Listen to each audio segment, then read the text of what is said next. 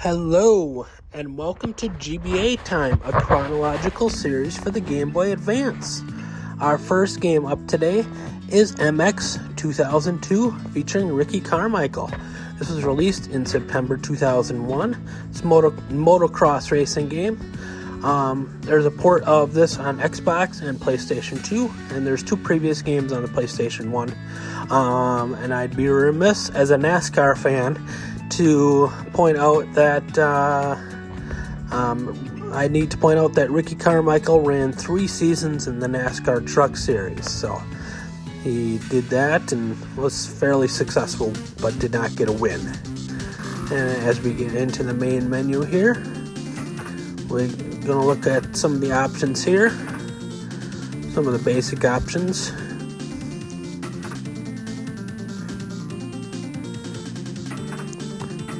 So we got a level difficulty, and we can change the weather, change the length of the races. So some basic options there. And then we'll get into a quick race here. There's 3 modes, all with different racers. So each division has different racers, and we are going to go with Carey Hart. He is actually the husband of singer Pink. Husband or ex-husband, I'm not sure, but so that is what he is most famous for. But before that, he was a motocross racer. And as we get into the gameplay here, this freestyle is all about doing tricks. And as you see in the upper right, we have points, and I keep crashing. And I keep crashing. But eventually, later in this clip, there we go, we executed one successfully. This mode I know best from my time playing Excitebike 64. So that game is available on the Switch Online, and it has a really fun freestyle mode. Obstacle course type deal, where you can do a bunch of tricks and jumps and all that fun stuff. So that does it much better than this, but this has kind of a basic mode for that. And as you can see, I executed 3 in a row, and then I crashed. And then I crashed again, so I edited the rest of it out. Alright, so then we've got the 250cc, the Premier League, the top league in motocross, supercross. So we've got all these racers, and if you go to 125cc, there is a different set of racers to pick from. So that is kind of a unique experience. So I went with Kevin Windham this time around. And there's varieties of bikes available. As you can see, that there's a really competitive aspect here.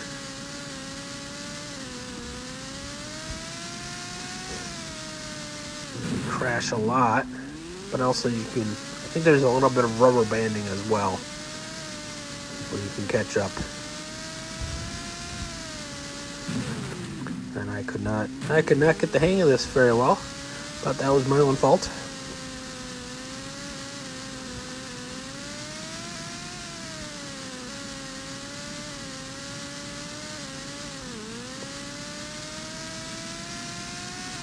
As I try to catch up here. Eventually I will right here, I think. No, I crashed. Oh, and I knocked out the guy behind me. Because he crashed into my incompetent ass.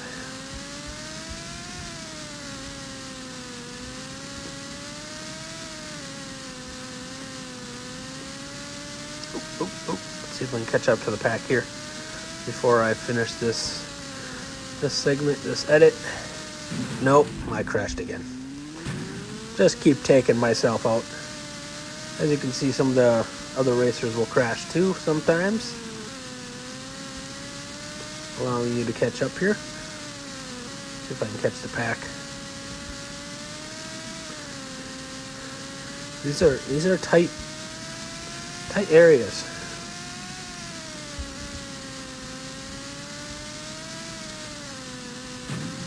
And there we go. Racer crashed in front of me. And I got the leaner in my sights here. And then I wiped out again. So this game is a little bit challenging with how challenging the races are. So, like I said, there's a multitude of tracks, freestyle and championship mode, numerous real-life riders. The cons, this is a password save, unfortunately, and there's pretty rough graphics on this. So, that was... But overall, this is a fairly fun game, despite the flaws. So, I'm going to give this a decent grade once that pops up here. There we are. And I gave this a C+. I gave this 31 out of 45. And I added something new. At the end, I usually put the total list, but each game, I put the game above it and the game below it, so we can kind of rank that and compare. So there's our transition to the next game here. This is Snood. It's a puzzle game. This is a very popular PC puzzle game, and now it's on mobile. Steve Wozniak of Apple lists this as a favorite game of his, so that is an interesting factoid there. As we'll see here, this is a Bubble Pop game. So there's a lot of mobile ports of Bubble Pop. I play a lot of games on my mobile for money, and Bubble Pop is a very popular one that you can play if you're really good at it. You can make some money doing that. So as we see here, we see the kind of unique character sprites here. Really nice character sprites. But unfortunately, this has no save. So we talked about this with the Tetris game that we did a few weeks ago. So that was frustrating with no save. Same with this one. There's no save. And put save features in your puzzle games, folks. I hope as we go along on this journey, we can get some more puzzle games that actually have save features. One of my favorite puzzle games growing up was Wario's Woods. I had actually for the Super Nintendo. It's best known as the last Nintendo licensed NES game, but I had it for the Super Nintendo, and that has a really nice story mode. So I hope we come across something with a really nice story mode here at some point soon. Alright, we got our pros and cons. We have multiple modes. I didn't show that off, but yeah. 2-player competitive, good graphics. Cons, there's no save. Like I said, it's essentially Bubble Pop. It's not a unique game. You can find that anywhere on your mobile device. Different modes play the same, essentially. Alright, I gave this a C-, ranked this 41 out of 46. As you see the two games above and below it.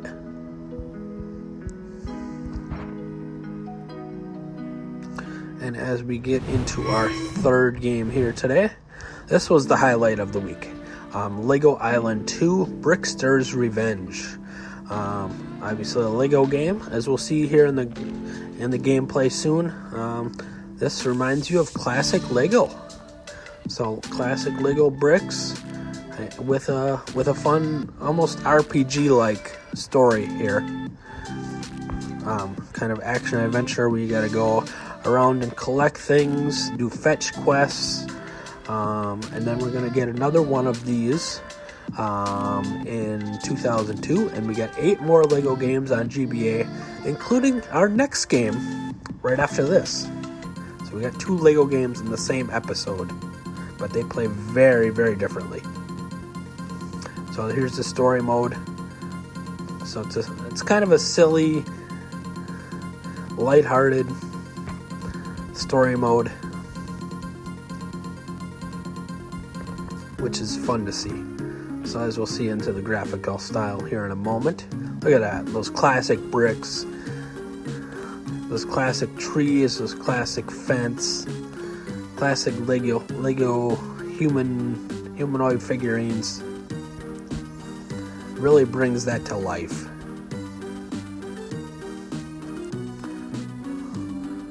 And so there's a nice story mode here. So it's a lot of collecting items, finding the right item for the right person, and then advancing to the next area.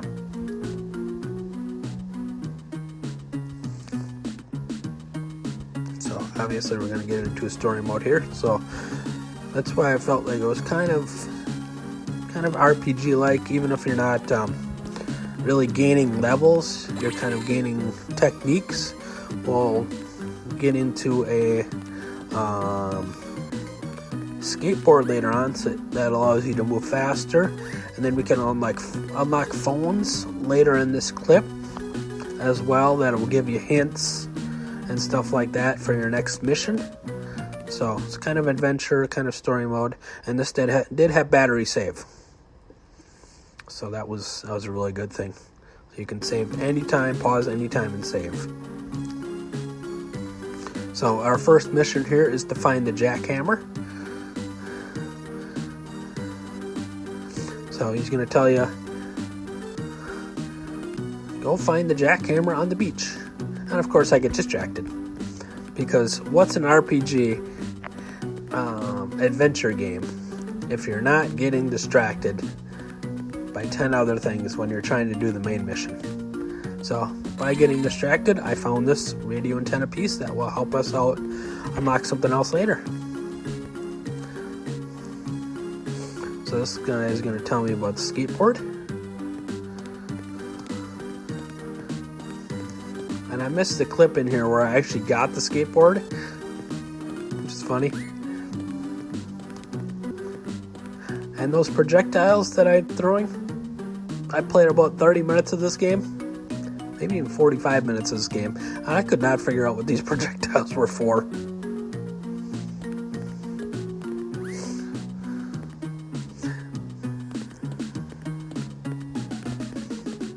So, a lot of fun dialogue, I should say.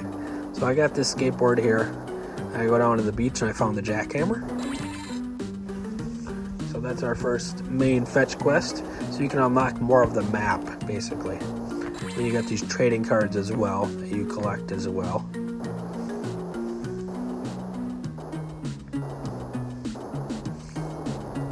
And actually, now that I'm here thinking about it, you should see here later in the clip, there's projectiles. There's some basic enemies, fugitives basically, that you run up to, you catch them, and you strike them with the projectile, and they will be captured. So we can skate around. This has really nice music too, as you can hear in the background. This has a nice smooth groove and fun music. So we turned in the jackhammer.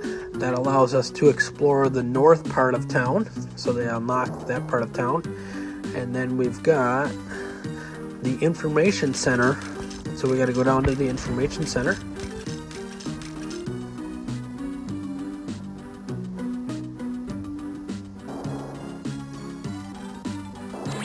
Then we'll open up the map here. So then we brought it down to the information center. And then we've got this mini game here, Whack-A-Mole. So this is the only mini game that I was able to get to in my 30 to 45 minutes that I put into the game.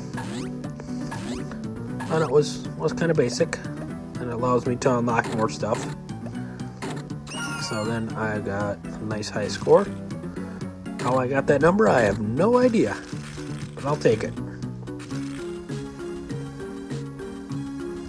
So then it gave me a coin. Coin will allow me to unlock another area. Alright, we got our pros and cons list. A lot of the fun Lego aesthetic, humorous dialogue, anytime battery save, and then this unique fetch quest style game. Cons, the core gameplay is the fetch quest plus the arcade mini games, and there's minimal direction on the next objective, but maybe I didn't get far enough because I did unlock that phone right at the end of my playthrough. That will give me some more direction. So I could have probably found something better. But I gave this an A-, and I ranked this 9 out of the 47 games that I played thus far. So I had a lot of fun with this, and I loved the art style in that game. Art style and the music went a long way for this game. As you see, I got the game above and below it. And we'll get into our final game of the day. We've got Lego Bionicle. This is a specific Lego set that came out in the late 90s. And this is $26 value, complete in box. This is a GBA exclusive. So that was a good thing. Unlike the last one, which had numerous ports, and they all played a little bit different. I was looking up some YouTube videos because I was a little confused on where I was supposed to go at some points. So I was looking that up and found that Lego Island had numerous ports, but this one was exclusive to this system. And as we'll get into the gameplay here, there is kind of a backstory here I'll show that for a few seconds here, I think. So you're kind of on a beach and you're kind of exploring, I believe it's the Polynesian Islands. But you're exploring an island in the South Pacific and some lore around that, some mythos around that.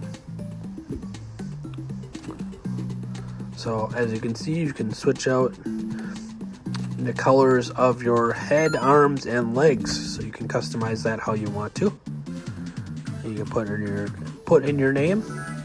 So as we get into the gameplay here, there was a nice training tutorial mode that walked you through how to play, how to attack, and that was fun. The jumping mechanics are horrific in this, unfortunately. That brought that down a lot. This guy's clumsy. And let's watch out for the rock here. But the jumping mechanics were horrific. But I mostly used this wand to attack and stun these enemies. Apparently I had unlimited uses of this wand. And I'm collecting the projectiles here. I'm not sure what those green things were for, and I got smashed by the rock. As you can see here in the bottom left, there is a life bar. So I did run out my life bar a couple of times when playing this in my couple of playthroughs. Alright, so our pros and cons list. There is a training course. There's a variety of attacks. You can jump, you can throw projectiles, and you can use that wand. There was bad controls, unfortunately, and there was a lack of direction. There was the signposts, but it seemed like I was going in circles most of the time. And then these graphics were kind of underwhelming, especially compared to the last game.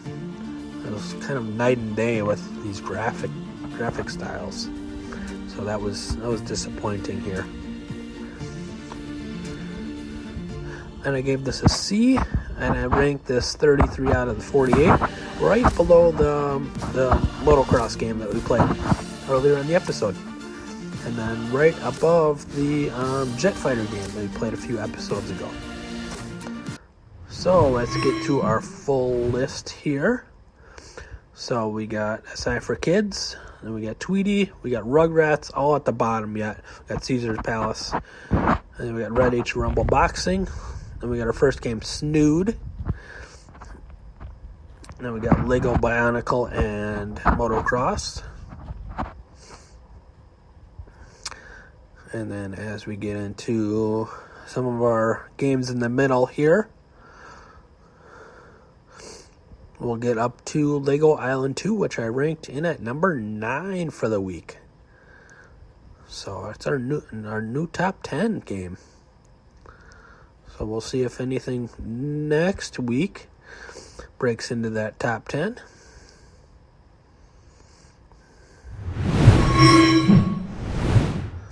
And next week we have Backtrack. That's a first-person shooter. We've got Boxing Fever. That's a first-person boxing game, much like Punch-Out.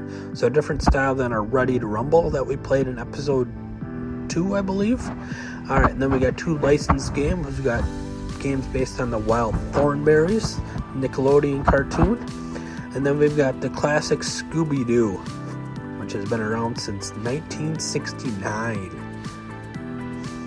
And still going strong today with a series on Max. So even 50 plus years later, that's still going strong. All right, thank you all for joining me. I hope you enjoyed my video. Please like and subscribe. It really helps the channel grow. And let others know if you're enjoying this series. And let me know if you don't like any of my rankings. Because that's the fun of this. Ranking how I like to do it and seeing other people's reaction.